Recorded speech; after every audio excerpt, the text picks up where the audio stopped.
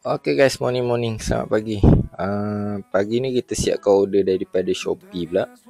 Telur itik masin siap rebus 10 biji 1 pack. So kita dah siap tadi. So yang ni saya tak pernah buat video lagi, saya tunjuk lah. Hari ni kita ada daun durian Belanda 50 gram 1 pack. Jadi dia order 10, so 500 gram. So kita siapkan barang dia lah. RM8 harga dia. So benda ni senang je sebenarnya. Petik-petik cuma nak dengan tak nak je kan. Rajin tak rajin je. So macam ni RM8 guys. Siapa nak bagi? Kalau 10 orang order dah RM80 kan. Tapi mula-mula tu memang kita akan fed up lah sebab order tak masuk. Sebab kita tak ada skill untuk promote benda-benda yang kita niaga. So ilmu niaga ni korang kena bersabar kan. Ambil masa. Macam buka kedai makan semualah. Ambil masa untuk orang kenal kita sebelum dia datang tu kan. Tapi nak kita buka kedai, kenalah buat satu promosi supaya orang tahu kedai kita buka. Macam gitu lah. Kalau setakat buka saja, semua orang boleh buka bisnes. Semua orang boleh up dekat TikTok, dekat Shopee. Tapi macam mana dia nak menjadikan benda ni nampak dan viral? Itu yang kena belajar. Nak belajar kena ada modal. Jaranglah orang nak ajar percuma kan.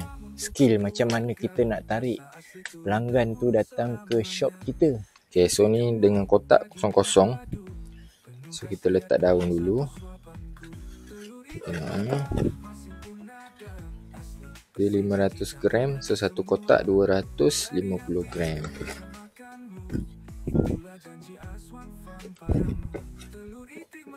Kita ambil yang tadi ni, kita pindahkan.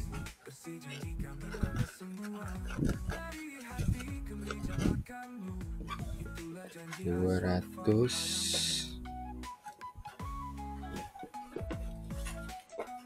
Bagi lebih lah kan. Daun je pun.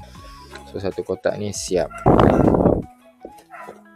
So yang ni kurang berapa kita tengok tu sama je berat dia. Tak ada pun kita keluar lah.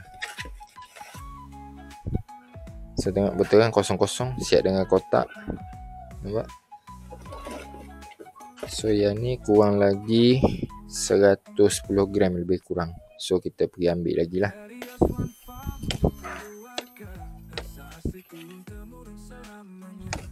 Okay guys, so tutup macam ni.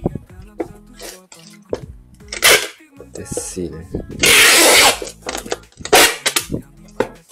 Okay, sebabkan dia 2 kotak, kita tak boleh buat 2 pasal. So kita kena wrapping dia supaya dia dia melekat 2 lah. Macam itu. So tampak airwable dia lah. Telur. Yang ni daun 10 25V. 5V. Okay, ni untuk ni. Senang kan? Kita wrap melintang sebab dia double box. Tak nak nanti box ni, plastik ni koyak, nanti cici barang dia kan. Macam tu lah. Senang kan guys kan?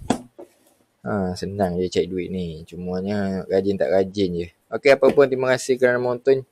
Yang belum follow saya, minta tolong follow, support, follow, share, komen lah sikit. Okay, terima kasih. Assalamualaikum, jumpa lagi di next video. Bye bye.